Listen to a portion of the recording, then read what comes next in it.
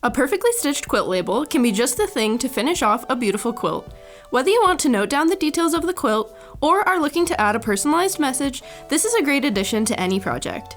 Today, we will be walking you through how to create a machine-stitched quilt label using the pre-programmed lettering on a domestic machine. To get started, you'll need to cut out the fabric for your label. We are just using a basic quilting cotton, and since this label will be machine stitched, you will have to add stabilizer to your fabric to avoid puckering. We will be using Stitch Enhancer, a WonderFil creative medium. This iron fusible stabilizing medium has a lofty batting-like material which helps bring stitches to the surface of your fabric, so they stand out more. Now it's time to get stitching. For thread, we will be using Invisafil, our 100 weight cottonized polyester thread. This thread is extremely lightweight, perfect for small-scale, detailed stitching like lettering. To get started with the lettering, find and select the alphabet tab on your machine. Then pick the font you like if there are multiple available on your machine. Click the plus button on your screen so you are able to type in your custom message.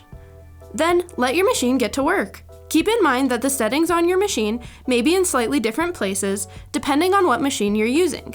We are using a Bernina B570 Quilters Edition, but you can always refer to your manual for assistance. You may want to practice the design on a scrap of fabric first to ensure the stitching is coming out smoothly and is the correct size. Once your label is done, you can pull it out and trim the jump stitches. And now it's time to prep the label for the quilt. We are folding our rectangle in half to create a triangle, then ironing that into place. Then the label can be placed in the corner and pinned.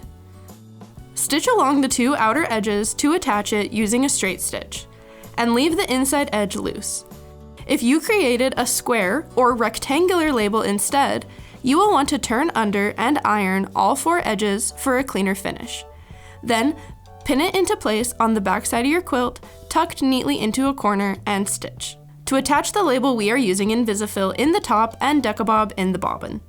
These threads are extremely strong, so will hold up well, but are also lightweight, so won't affect the design of the quilt too much. After attaching your binding, your quilt label will nestle right in. Then you're done, a completely finished quilt.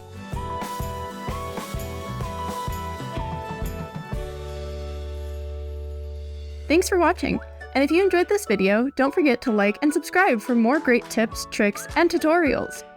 You can also sign up for our weekly newsletter to get the first look at free projects, sewing tips, and inspiring tutorials delivered right to your inbox. Check out the description box below to sign up, as well as find a list of stores and retailers that you can purchase WonderFil threads from in your country.